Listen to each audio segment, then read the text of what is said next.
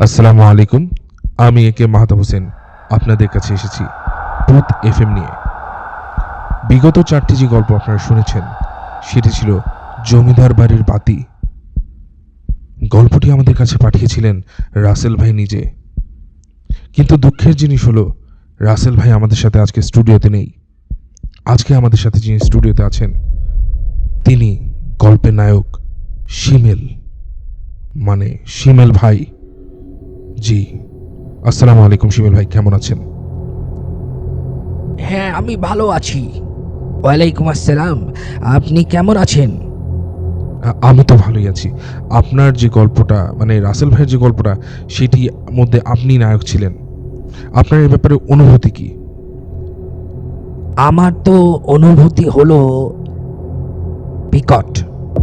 গল্পটা তো গল্প না, সত্যি কাহিনীর কাছাকাছি বা সত্যিই বলতে পারেন কিছুটা ম্যানিপুলেশন হয়েছিল। কিন্তু রাসেল, মিশু আর সেলিব্রিটি সবাই তো বিদ্যমান ছিলেন এবং যে কাহিনীগুলো ঘটেছিল তা কিন্তু সত্য। ওই কারণেই কিন্তু রাসেল আজকে আসতে পারেননি। কোন কারণটা একটু আমাদের লিসেনারদেরকে আপনি দয়া করে যদি স্পষ্ট করে বলতেন। ভাই, কিছু কিছু জিনিস স্পষ্ট করে বলা যায় না, বললে সমস্যা আছে। আচ্ছা, বুঝতে পেরেছি।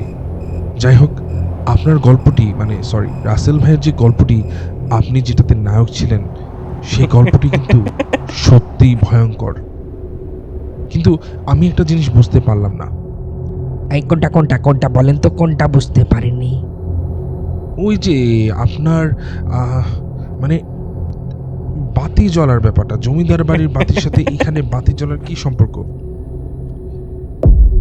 আসলে জিনিসটা হলো শুনেন, ওই জমিদার বাড়ির বংশভূত যারা আছে না, তাদের সবার না বাতি জ্বলে। বাতি জ্বলে মানে বলতে বোঝাচ্ছেন?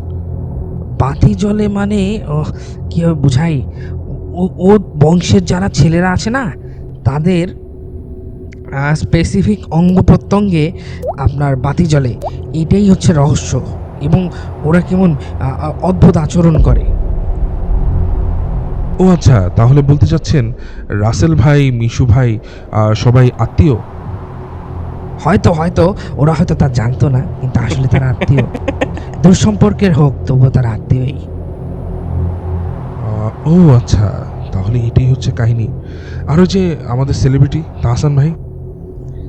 আ- আহসান ভাই, আহসান ভাই বলেন, তাহসান বলা যাবে না।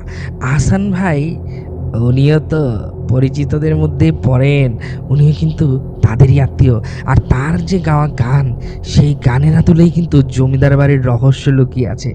সেই রহস্য নিয়ে আমি নতুন গল্প বানাচ্ছি। বানাচ্ছি না, গল্প আছে, সত্যি কাহিনী। সেই কাহিনীগুলো পরবর্তী পর্বে কিন্তু আপনারা চাইলে দিতে পারেন। হ্যাঁ, খুব ভালো হয়, খুব ভালো হয়। যদি এরকম কিছু আপনারা দিতে পারেন তাহলে তো সেটা আমাদের লিসেনার্সদের জন্য খুবই ভালো হয়। আমরা দেখব আগামী গল্পতে কি আসে। সবাইকে ধন্যবাদ। আজকে আমি সাইনিং অফ একে মাহতাব হোসেন ফ্রম ভূত এফএম।